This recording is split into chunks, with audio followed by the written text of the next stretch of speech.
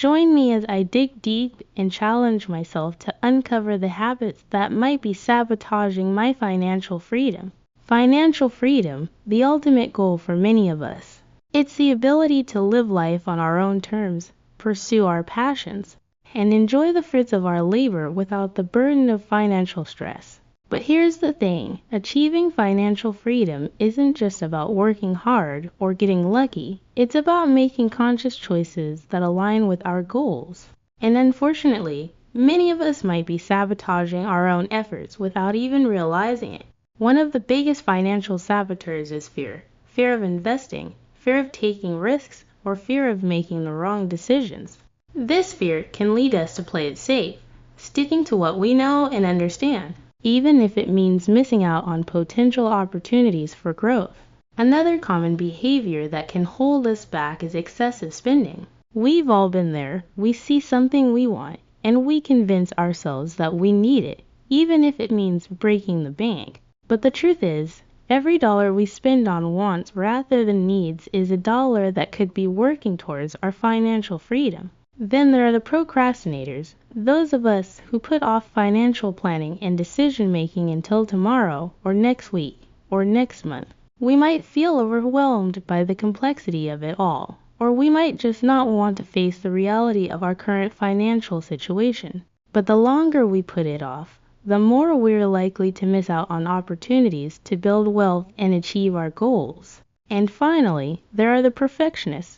Those of us who feel like we need to have all our ducks in a row before we can start making progress towards financial freedom. Newsflash, there's no such thing as perfect, and waiting for it is just an excuse to delay taking action. Let's talk about some real-life scenarios where financial sabotage might be at play. Imagine you're at the mall with friends, and you see a pair of shoes you've been eyeing for months. You convince yourself that you deserve them, and that they're a great investment in your happiness.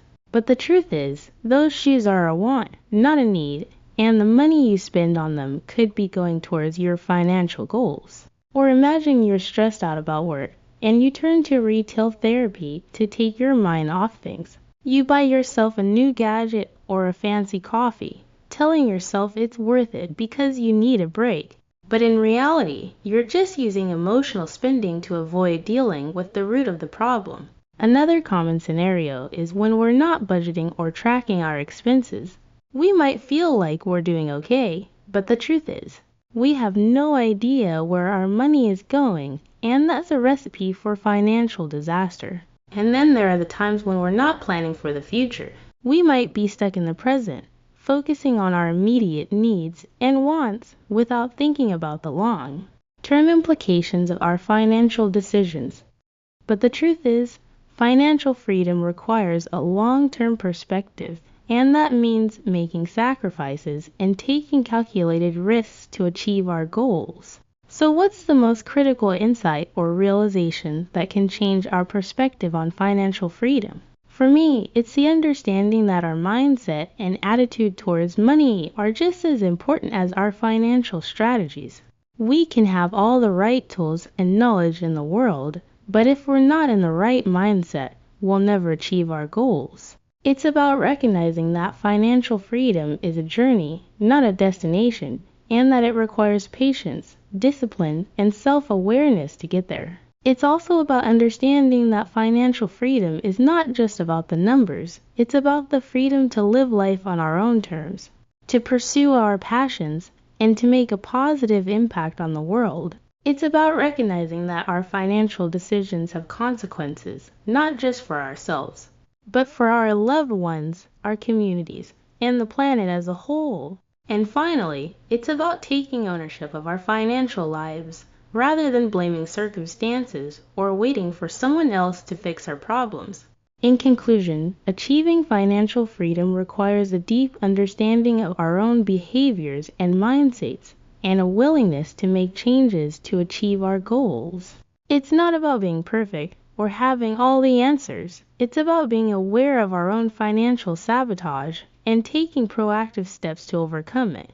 Join me as I dive into my finances to see if I'm actually better off than I think I am when it comes to our financial situation. Many of us have a tendency to focus on what's lacking rather than what we already have.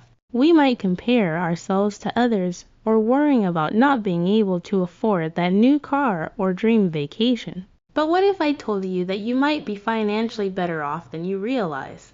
Let's face it, our perception of financial health is often influenced by misconceptions and biases. For instance, many of us think that financial security means having a certain amount of money in the bank, or owning a particular asset, like a house or a business. But the truth is, financial health is about so much more than just those tangible things. It's about how you feel about your money, how you manage it, and how it enables you to live the life you want. Another common misconception is that financial health is solely about being debt-free. While having no debt is certainly a desirable financial goal, it's not the only factor that determines financial wellness. In fact, having some debt, like a mortgage or a student loan, can actually be a sign of responsible financial planning. What matters more is how you're managing that debt and whether it's holding you back or propelling you forward.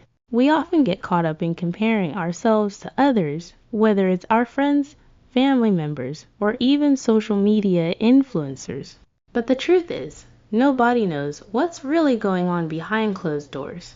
That person with the fancy car might be drowning in debt, while the one who seems to be living paycheck to paycheck might have a secret stash of savings. Then there are the societal expectations that can create unrealistic financial goals. We're told we need to have a certain salary, live in a certain neighborhood, or own certain possessions to be considered successful. But what if we're actually better off than we think, precisely because we're not trying to keep up with these artificial standards?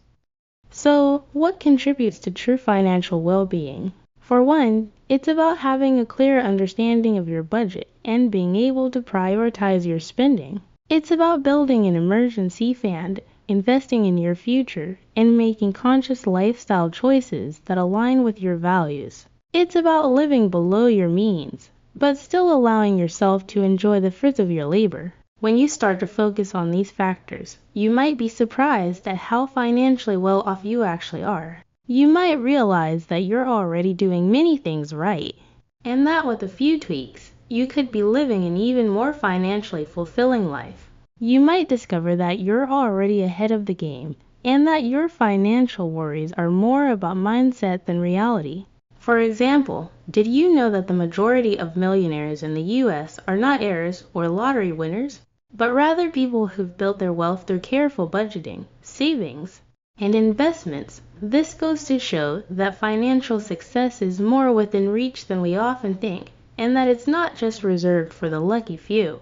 This perspective shift can be incredibly liberating because it means that you have the power to change your financial situation. You can start making conscious choices that lead you towards financial freedom rather than getting stuck in a cycle of stress and anxiety. In conclusion, recognizing our true financial position is the first step towards achieving financial wellness. It's about acknowledging what we already have rather than focusing on what's lacking. By doing so, we can start making progress towards our financial goals and living a more fulfilling, financially secure life. Join me as I dive into whether Trump's deal with SoftBank can really spark a $100 billion economic boom. The collaboration between Trump and SoftBank has the potential to be a game changer for the U.S. economy. And today, we're going to explore what this deal really means and if it can live up to its lofty promises. The U.S. economy has been facing some significant challenges in recent years, including stagnant job growth and a lack of investment in crucial areas like technology and innovation. The current administration has made it clear that they want to shake things up and get the economy moving again, but it's not an easy task. Creating jobs and stimulating economic growth requires a multifaceted approach that addresses a range of interconnected issues. One of the biggest hurdles is the need for increased investment in key sectors, which is precisely where SoftBank comes in. The Japanese conglomerate has pledged to invest $100 billion in the U.S. economy, which could be a huge shot in the arm for industries like tech and renewable energy. However, the devil is in the details, And we need to take a closer look at what this deal really entails and what kind of impact it's likely to have. Another major challenge facing the U.S. economy is the need for increased competition and innovation. For too long, certain industries have been dominated by a handful of major players, stifling innovation and limiting opportunities for smaller companies and startups.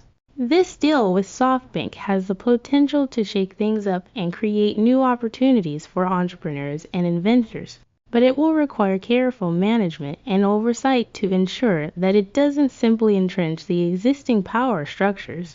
The U.S. also needs to address its growing trade deficit, which has been fueled in part by its reliance on foreign goods and services. By investing in domestic industries and promoting local innovation, this deal with SoftBank could help to reduce the trade deficit and create more jobs in key sectors. However, it's not going to be a magic bullet. It will require a sustained effort and commitment to creating a more balanced and sustainable economy. As we'll see in a moment, the details of this deal are complex and multifaceted,